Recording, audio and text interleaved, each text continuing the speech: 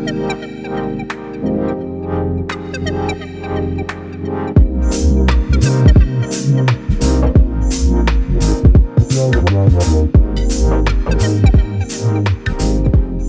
I'm Amy, 36, married, lesbian, owner of 2 dogs, 1 kitten and a toddler, and absolutely zero patience for humanity. Welcome back to Leave Me Alone, the podcast for people who hear a knock at the door and immediately hide behind the sofa like they're in a hostage situation. So if you listened to episode 1, you'll know our house is cosy if your definition of cosy includes chaos, fur and the sound of a Doberman sighing dramatically because her blanket isn't fluffed correctly. The Dalmatian still looks like she's one bad day away from calling social services, and while the kitten is just a small terrorist. The toddler, loud. Anyway, this week I realised yet again why I don't like people. The Tesco van driver incident. So picture this, me, my wife and our toddler just leaving Tesco. We've survived the shop, that's already enough trauma for one day. We're walking back to the car, bags in hand, toddler in tow, when I hear this sound behind me, the kind of screech that makes your soul leave your body.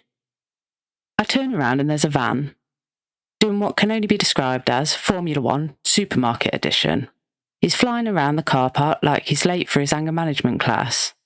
Now, I'm still looking, partly in disbelief, partly because I'm trying to calculate whether I'm about to end up in Final Destination, Tesco Express. The guy slams his brakes on, does this dramatic spin and starts driving straight back down the road towards us. I'm thinking, maybe he's realised he's dropped something. Maybe he's about to apologise. Silly me. He screeches to a stop right next to us, leaps out the van, veins bulging and shouts, "What the fuck are you looking at?" Well, again, I'm stood there in disbelief. Now, confrontation is not my thing. I'm the kind of person who apologises when someone steps on my foot. So I just stood there, blinking, holding a bag of frozen peas like they were going to save me, and I thought, someone is having a really bad day. My wife's there, all protective, ready to step in. Toddler's waving like this is some kind of meet and greet, and me, well, I'm just thinking, this right here is exactly why I hate people. The neighbourly nightmare. So, we finally get home from Tesco, or anywhere really, and it's like entering a social obstacle course. Why?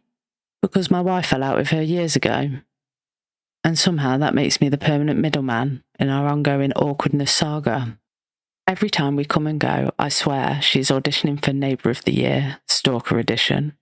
I open the door, she's suddenly there, appearing out of nowhere, like some kind of social ninja.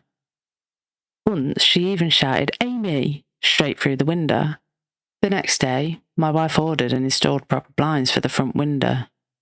Because nothing says I'm antisocial and slightly paranoid like turning your own home into Fort Knox. Interaction is always painfully short.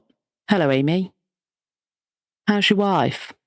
I smile weakly, nod, and think, can we all just pretend I don't exist for 30 seconds so I can get past this safely?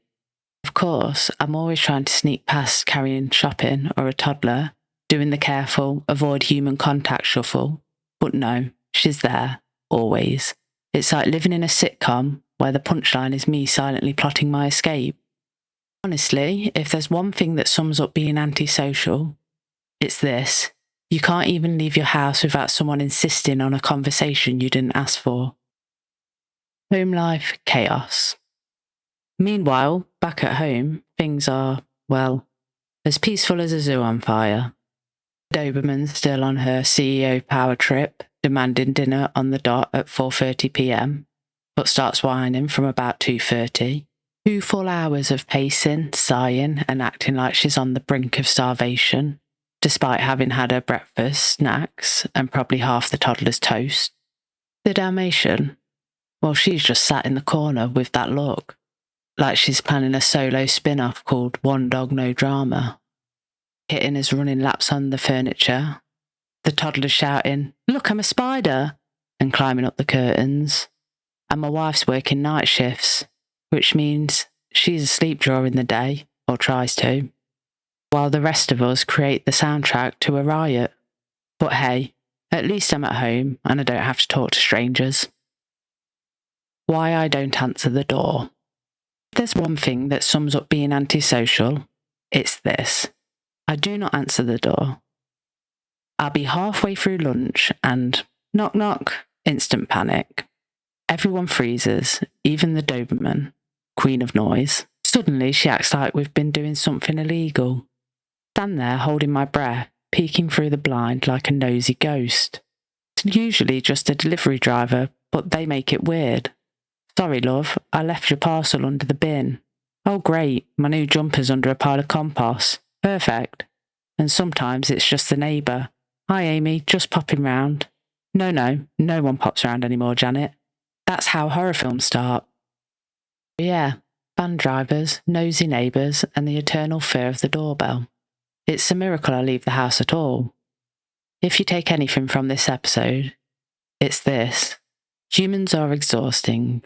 Dogs are demanding. Toddlers are loud. The only real peace in life is pretending you're not home. I'm Amy, this is Leave Me Alone, and if anyone needs me, no you don't.